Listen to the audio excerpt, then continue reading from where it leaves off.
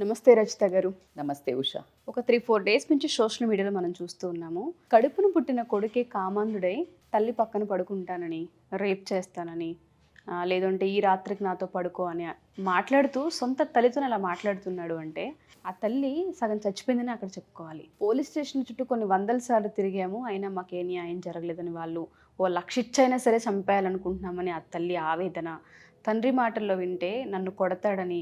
ఎలా మేడం అంటే చెల్లెల్ని రేప్ చేసి, అక్కల్ని రేప్ చేసి, అత్తల్ని రేప్ చేసి, తల్లుల్ని ఎలా అసలు అంటే ఈ కామాంధుల్ని ఎలా చూడాలి అంటాం? వీళ్ళని భయపెట్టే చట్టాలు కానివ్వండి, వీళ్ళని తన్ని తరిమేసే న్యాయస్థానాలు కానివ్వండి, భయం పెట్టే క్రమశిక్షణ కానివ్వండి, లేదు అంటామా? అటువంటి సమాజంలో మనం బతుకుతున్నాం అనుకోవాలి. తాకట్టులో ఉన్న బంగారాన్ని విడిపించి ఆ రోజు ఆన్లైన్ రేటుకే మేము కొంటాం. Sharma gold company.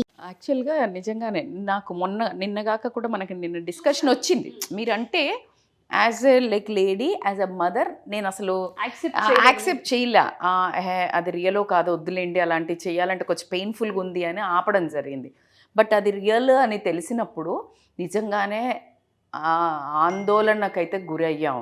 ఎందుకు అంటే ఒక కొడుకు తల్లిని నా పక్కన పడుకో, నీతో పిల్లల్ని గంట అని చెప్పడం అనేది నైతిక ధర్మం వదిలేయండి, ఇంకా పైశాచికం అనేయండి, ఒక రాక్షసత్వం అనండి, ఎన్ని రకాల పేర్లు పెట్టినా మళ్ళీ కీచక పర్వతం అన్నట్టు వస్తుంది అనే ఒక భయం అయితే కలుగుతుంది. అయితే మీరు అడిగారు ఎక్కడి నుంచి అంటే, మీ ఒక లేడీకి తల్లిగా రక్షణ లేదు, చెల్లిగా రక్షణ లేదు, అక్కగా రక్షణ లేదు, కూతురుగా అంతకంటే లేకుండా కూతురుగా రక్షణగా లేదు. బయటక సమాజంలోని ఏం ప్రశ్నించగలుగుతాం? ఇక్కడ విద్యార్థిగా రక్షణ లేదు, గురువుల దగ్గర రక్షణ లేదు. ఈ 4 ప్రొటెక్ట్ చేసే relations. These 4 are the most protective relations, secured relations, responsibility తీసుకున్న బాధ్యతలను పంచుకోగలిగిన రిలేషన్స్. ఇటు ఈ బంధానికి, ఇటు మనకి వాళ్ళ భవిష్యత్తుకి, ఇటు సొసైటీకి. అలాంటి దగ్గరే రక్షణ లేనప్పుడు ఊరి మీద కుక్కల్లా తిరుగుతున్న, ఊరి మీద ఒక జంతువుల్లాగా తిరుగుతున్న అడవిలో వదిలేసి నువ్వు రక్షణ అడిగితే ఇక మనం ఎవరిని మాట్లాడాలి అనే ఒక క్వశ్చన్ అయితే రావడం జరిగింది.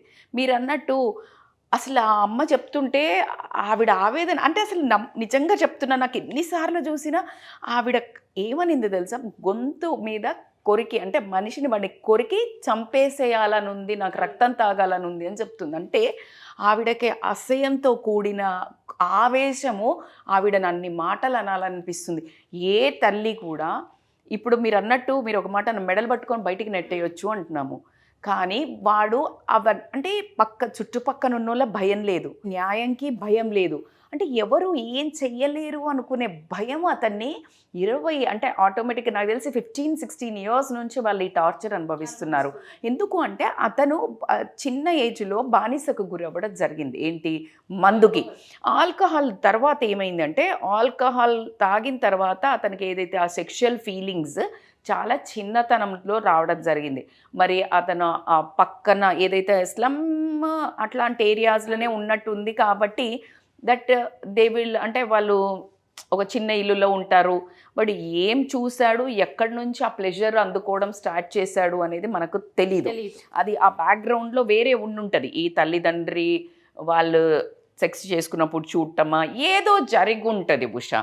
సరే, వాట్ ఎవర్ ద రీజన్స్, బయటకు వచ్చిన తర్వాత వాడికి పెద్దగా అయిన తర్వాత మంచి చెడు అయితే తెలుస్తుంది కదా. మనం ఎంతసేపు చిన్నప్పటి నుంచి కొన్ని కారణాలు మాట్లాడుకుంటాము. చిన్నప్పుడు జరిగిన ట్రామాల వల్ల పిల్లలు ఇలా తయారయ్యారు, వీడు హంతకుడు తయారయ్యాడు, వీడు తాగుబోతు తయారయ్యాడు అంటున్నాం. కానీ మీకు తెలియని అండర్లయింగ్ ఇష్యూ ఏంటి అని అంటే, అలా ఇబ్బందులు పడ్డ పిల్లలు బంగారం భవిష్యత్ తీసుకొని టాప్ గ్రేడ్లో ఉన్న వాళ్ళు ఉన్నారు. వాళ్ళ గురించి చర్చలు తక్కువ అవ్వడం వల్ల ఈ పాయింట్ బలోపేతం అవుతుంది. ఏమైనా తప్పు చేసేవాడైనా హంతకుడిది మనం ఎప్పుడు పేపర్లో చూపించటమో, లేకపోతే న్యూస్లో చెప్పటమో, రేప్ చేసిన వాడిది చెప్పటమో చేసి అప్పుడు దాన్ని మనం విశ్లేషించడం జరుగుతుంది. ఆ విశ్లేషించినప్పుడు కారణాలు ఏంటి అంటే, ఇలా జరగడానికి ఛాన్సెస్ ఉన్నాయి, ట్రామా ఉంది కావచ్చు, లేకపోతే ఇలా తల్లిదండ్రి కొట్టడం కావచ్చు, డివోర్స్ కావచ్చు అని చెప్తున్నాం. కానీ మీకు తెలియని ఇదే అంటే this has be the excuse. అంటే ఒక మనిషికి ఒక ఎక్స్క్యూజ్ అంటే మనము అంటే చెడిపోవడానికి ఒక ఎక్స్క్యూజ్ పెడుతున్నారు. బట్ ఈ రీజన్ని పట్టుకొని పిల్లలు మా నాన్న తాగుబోతు, జీవితంలో నేను తాగుడు టచ్ చేయొద్దు అనుకునేవాడు. మా అమ్మను మా నాన్న కొట్టేవాడు, నేను నా భార్యను పువ్వుల్లో పెట్టి చూసుకుంటాను. మా నాన్న ఏం సంపాదించలేదు, నేను కుటుంబానికి ఒక ధైర్యంగా అండగా నిల్చొని నా తల్లిని నెత్తిలో పెట్టుకొని ఇలాంటి పిల్లలు లేరా? కొల్లలు ఉన్నారు.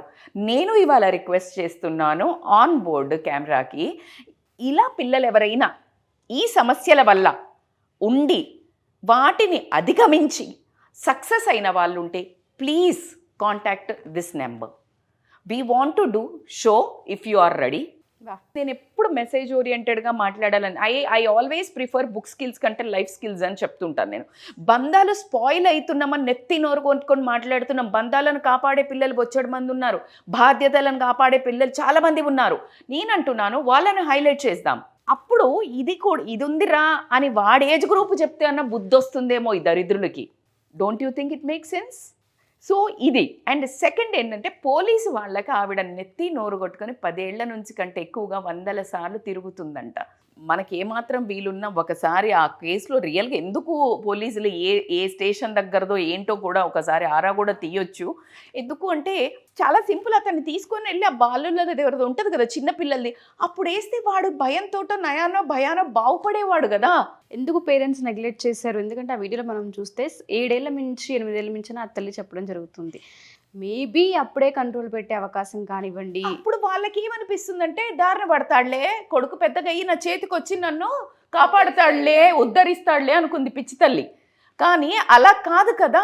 ఇప్పుడు సరే అయిపోయిందబ్బా ఇక్కడ వరకు అంటే ఆమె తాళలేకపోతుంది. ఇంకా నాతో పిల్లల్ని కను అని అడుగుతున్నాడంట వాడు. వాడిని అక్కడ కత్తికొక కండ చేసి అక్కడ పడేయాలన్నంత కసి ఏ తల్లికైనా మనకు కలగటం కాదు, కన్న తల్లికే కలుగుతోంది. తండ్రిని కొడతాడంట, తల బాదుతాడంట, వాడు నరరూప రాక్షసుల్లా కనిపిస్తున్నాడు నాకు. కూడా ఏదో పెళ్లి చేసి పంపించారు కాబట్టి సరిపోయింది, కానీ అమ్మాయిని కూడా శారీరక హింసకు గురి చేసేవాడని చెప్తుంది తల్లికి. చూడు, అట్లాంటి నరరూప రాక్షసుని పోలీసులకు చెప్తే పోలీసులు పట్టించుకోకుండా తీసుకెళ్ళి వదిలేస్తున్నారు మాటికి అని చెప్పి ఆ తల్లి ఆవేదన భయపడుతుంది.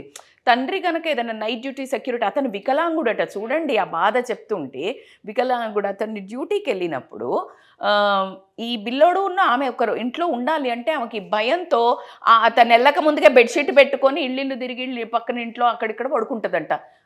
ఏమమ్మా ఆమె కాబాత్కు ఇమ్మీడియట్గా పోలీసులు ఆ పిల్లోడిని అరెస్ట్ చేసి వాడిని పిల్లలది గృహం ఉంటుంది, వాడు ఇప్పుడు పెద్దోడైతే ఏదైనా జైల్లో వేసి వాడికి అక్కడే ఏదైనా పని చేయించుకుంటూ పెడితే వాడిని కంట్రోల్ చేయడానికి ఛాన్స్ ఉంటుంది. లేదు అంటే అట్లాంటోడు చచ్చినా బ్రతికినా సమానమే. ఆ తల్లే 1,00,000 రూపాయలు పోయినా సరే నేనే ఎవరికన్నా డబ్బు ఇచ్చి చంపిస్తాను అని చెప్పడం జరుగుతుంది. సో అంటే ఇది నిజంగానే మన సంస్కృతికి ఒక పరాకాష్ట అని చెప్పొచ్చు. తల్లి నేను చంపుతా అని చెప్పడము అనేది ఒక చాలా పెద్ద మాట.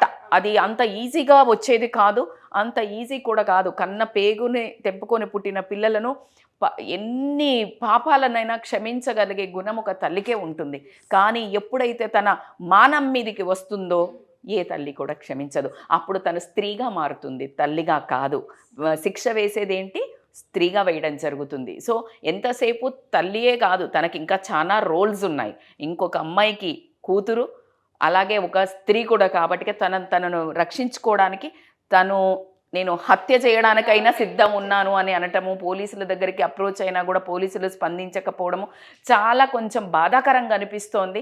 అండ్ వాళ్ళను అక్కడ కూర్చున్నా ఇక్కడ కూర్చున్నా అనేటంటే పోలీసులు అంటే రక్షకులు అంటే ఎట్లా అంటే వాళ్ళను చాలా సెల్యూట్ కొడతాను నేను. ఎందుకంటే వాళ్ళు నిరంతరము అహోరాత్రులు వాళ్ళ ఫ్యామిలీస్ని వదిలి పని చేస్తుంటారు.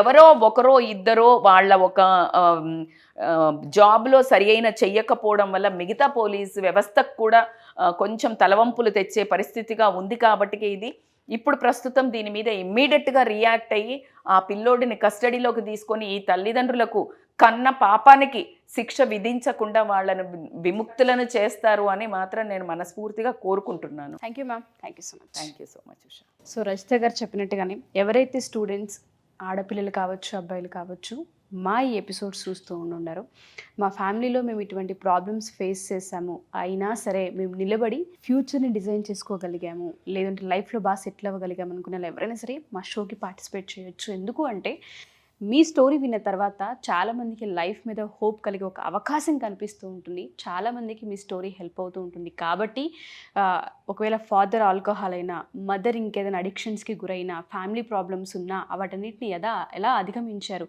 ఎలా హోప్ని క్రియేట్ చేసుకున్నారు అన్నది ఒక ఇన్స్పిరేషన్ వీడియో చాలామంది స్టూడెంట్స్కి హెల్ప్ అవుతుంది. కాబట్టి సో దయచేసి మా షోలో కనుక మీరు పార్టిసిపేట్ చేయాలి అనుకుంటే కింద స్క్రోల్ అవుతున్న కాంటాక్ట్ని కాంటాక్ట్ చేయొచ్చు. అండ్ దాంతోపాటు స్టూడెంట్స్ ఎవరైనా సరే ఫ్యామిలీ ప్రాబ్లమ్స్లో ఉండి ఇబ్బందులు పడుతున్నాము, సో మాకు ఈ ప్రాబ్లమ్కి సొల్యూషన్ కావాలి, పేరెంట్స్ సైడ్ నుంచి సపోర్ట్ లేదనుకున్న వాళ్ళు ఎవరైతే ఉంటుంటారో, ఎస్పెషల్లీ అది ఎడ్యుకేషన్కి సంబంధించి అవ్వచ్చు, లేదా సైకలాజికల్గా ఏదైనా సమస్యలతో ఇబ్బంది పడుతూ ఉండొచ్చు మీరు, అటువంటి వాటికి కూడా రస్తా గారు అయితే ఖచ్చితంగా సొల్యూషన్ ఇవ్వడం జరుగుతుంది. కింద స్క్రోల్ అవుతున్న కాంటాక్ట్ని కాంటాక్ట్ చేస్తే రస్తా గారికి మీకు పూర్తి వివరాలు అందిస్తారు.